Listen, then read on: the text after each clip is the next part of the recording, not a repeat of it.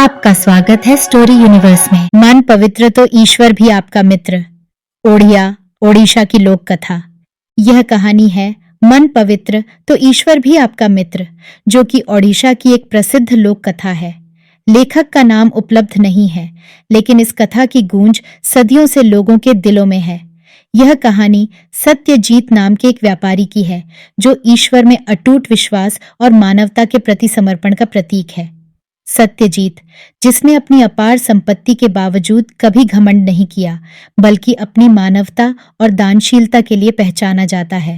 यह कहानी न केवल व्यापार और साहसिकता की बात करती है, बल्कि यह हमें सिखाती है कि एक सच्चा इंसान वही है जो विपरीत परिस्थितियों में भी अपना मनोबल और विश्वास बनाए रखे। क्या होता है जब सत्यजीत जैसे व्यक्ति की संपत्ति, जहाज और यहाँ तक कि उसकी आंखों की रोशनी भी छिन जाए? क्या विश्वास और एक पवित्र मन ही उसकी राह को आसान बना सकता है? जब रघु जैसा नौकर अपने स्वामी को धोखा देकर चला जाता है, तो क्या ईश्वर सत्यजीत की मदद करता है? और कैसे सत्यजीत अपने नेक दिल और ज्ञान के बल पर एक बार फिर न केवल खुद को बल्कि दूसरों को भी बचा लेता है? यह कहानी हमें यह सोचने पर मजबूर कर देती है कि क्या सच में मन पवित्र हो तो ईश्वर भी आपका मित्र बन सकता है? तो चलिए शुरू करते हैं। बात उस समय की है जब उड़ीसा समुद्री व्यापार के लिए काफी प्रसिद्ध था। उड़ीसा के व्यापारी बाली, जावा और सुमात्रा जैसे दक्षिण पूर्व एशियाई देशों में अपना माल बेचने के लिए कार्तिक माह में जाया करते थे। यह कहानी सत्यजीत नाम के एक व्यापारी की है। कई देशों में उसका लेन देन था। सत्यजीत को अपने धनी होने का जरा भी घमंड नहीं था। मानवता के लिए उसके हृदय में पूरी श्रद्धा थी। वह दानवीर था। उसका अपना परिवार नहीं था। जो लोग उसके यहाँ काम करते थे, उन्हें ही वह अपना सगा संबंधी मानता था। ईश्वर में उसकी आस्था थी। अपने साथियों से प्रायः वह कहता रहता था, मन पवित्र तो ईश्वर भी आपका मित्र। एक दिन सत्यजीत ने अपना जहाज माल से भरा और शुभ समय देखकर अपनी मंजिल की ओर प्रस्थान कर लिया। हवाओं का रुख बिल्कुल अनुकूल था। सत्यजीत को उम्मीद थी कि वह समय पर अपनी मंजिल तक पहुंच जाएगा। अभी सफर आधा भी पूरा नहीं हुआ था कि काले बादलों ने अपशकुन के बादल ला खड़े किए थे। देखते ही देखते प्रचंड तूफान के साथ मूसलाधार बारिश शुरू हो गई। खराब मौसम ने समुद्री तूफान का रूप ले लिया। सत्यजीत का विशालकाय जहाज समुद्री लहरों पर कागज की नाव की तरह हिचकोले खाने लगा। सत्यजीत और उसके साथी घबराने लगे। जहाज में छेद हो गया और उसमें पानी भरने लगा।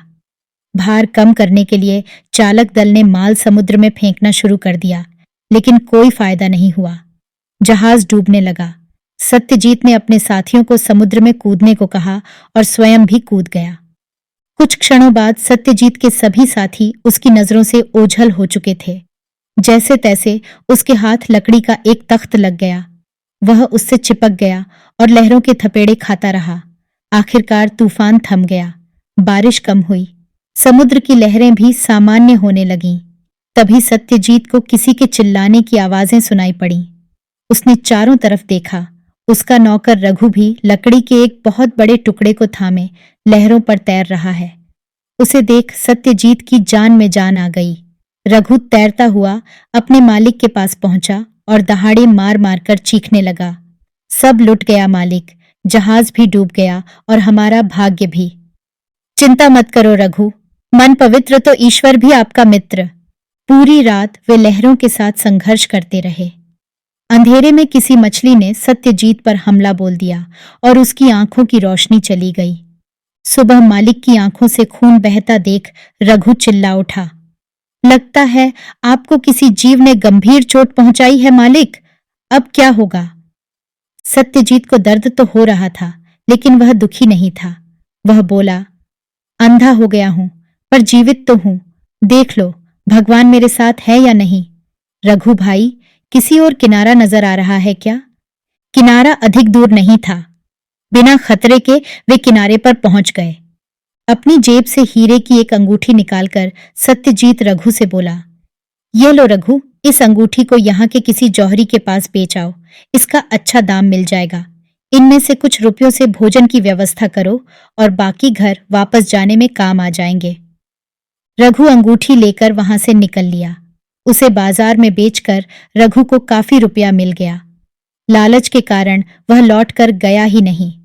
बेचारा सत्यजीत भूखा प्यासा बैठा रघु की प्रतीक्षा करता रहा, पर वह नहीं आया। सौभाग्यवश वहीं से गुजर रहे एक सज्जन पुरुष ने देखा कि एक नेत्रहीन व्यक्ति वहां बैठा है। बदहाल हो चुके सत्यजीत को वह राजा के पास ले गया। राजा ने उसकी त्रासदी को सुना और दुख प्रकट किया। दयालु राजा ने उसे महल में रहने के लिए आमंत्रित किया। कुछ देर सोचकर सत्यजीत राजा से बोला, हे राजन, आपके इस प्रस्ताव के लिए मैं आपको धन्यवाद देता हूं, लेकिन मैं यहां हमेशा अतिथि बनकर नहीं रह सकता। मैं चाहता हूं कि आप सलाहकार के रूप में मेरी सेवाएं लें। आपके सभी महत्वपूर्ण विषयों पर मैं उचित परामर्श दे पाऊंगा। सत्यजीत के बड़प्पन और आत्मविश्वास से राजा काफी प्रभावित हुआ। उस दिन से सत्यजीत राजा के मंत्रिमंडल में शामिल हो गया। कुछ महीनों बाद किसी दूर देश से हीरों का एक व्यापारी राजा के महल में आया।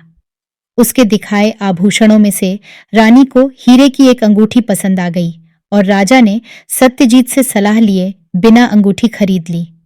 सत्यजीत को जब इस बारे में पता चला तो वह राजा के पास जाकर बोला, आपने अपना वचन नहीं निभाया, मैं अब यहां नहीं रुक पाऊंगा। राजा ने इसके लिए क्षमा मांगी और सत्यजीत को अंगूठी थमाते हुए वह बोला, यह रही अंगूठी, अब जरा देखो और बताओ कैसी है। हीरों को परखने के लिए सत्यजीत को आंखों की जरूरत नहीं थी।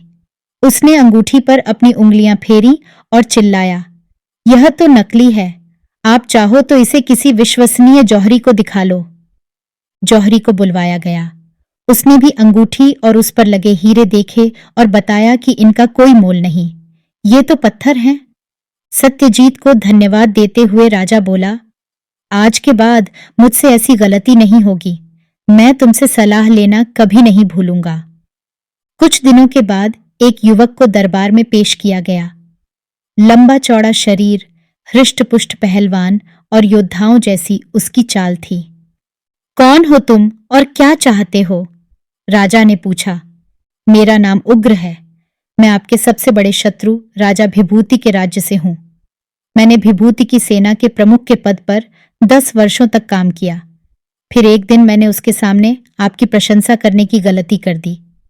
इस पर क्रोधित होकर विभूति ने मुझे निकाल बाहर कर दिया। अब मैं जाता तो कहाँ जाता, इसीलिए मैं आपकी शरण में आया हूं। मुझसे क्या चाहते हो? राजा ने पूछा। मैं आप जैसे महान शासक की सेवा करना चाहता हूं, युवक ने कहा। राजा ने सत्यजीत से पूछा, हाँ सत्यजीत, तुम्हारा क्या कहना है? 1 दशक तक राजा विभूति के यहाँ एक उच्च पद पर काम करने के बाद भी अगर यह युवक उसके साथ विश्वासघात कर सकता है तो यह किसी को भी धोखा दे सकता है।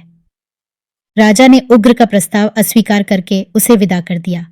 सुबह होते ही राजा ने सत्यजीत को बुलवा भेजा। मित्र, मैं किन शब्दों में आपका धन्यवाद करूं? सत्यजीत को गले लगाकर वह बोला। क्या हुआ महाराज? कल रात सुरक्षा कर्मियों ने मेरे कक्ष में घुस रहे एक व्यक्ति को धर दबोचा। यह व्यक्ति उग्र था। उसने स्वीकारा कि मेरी हत्या करने के लिए उसे दुष्ट विभूति ने ही भेजा था। अच्छा किया जो तुमने इसे यहां न रखने की सलाह दी। इस घटना के बाद राजा सत्यजीत का आभारी हो गया। उसने सत्यजीत को सुविधा संपन्न घर और ढेर सारा धन दिया। अब क्योंकि संचय करना सत्यजीत के व्यवहार में नहीं था, वह सादा जीवन जीता और अपना सारा धन पुण्यार्थ कार्यों में खर्च कर देता था। एक दिन सत्यजीत निर्धनों को भोजन करा रहा था, तभी उसे एक परिचित आवाज सुनाई दी। उस व्यक्ति का हाथ पकड़कर वह बोला, रघु, तुम?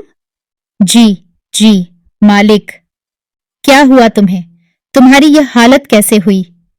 अपनी हालत क्या बताऊं मालिक, आज आपको यहां देख रहा हूं तो आपके वे शब्द स्मरण हो आए कि मन पवित्र तो ईश्वर भी आपका मित्र।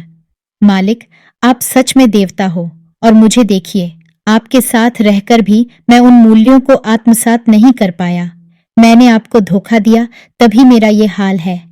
आपसे क्षमा याचना करने का साहस भी नहीं है मुझ में। चोरी के आरोप में आप मुझे काल कोठरी में भिजवा दीजिए। रघु, तुम अपने पापों का प्रायश्चित कर चुके हो। सत्यजीत रघु को घर ले गया।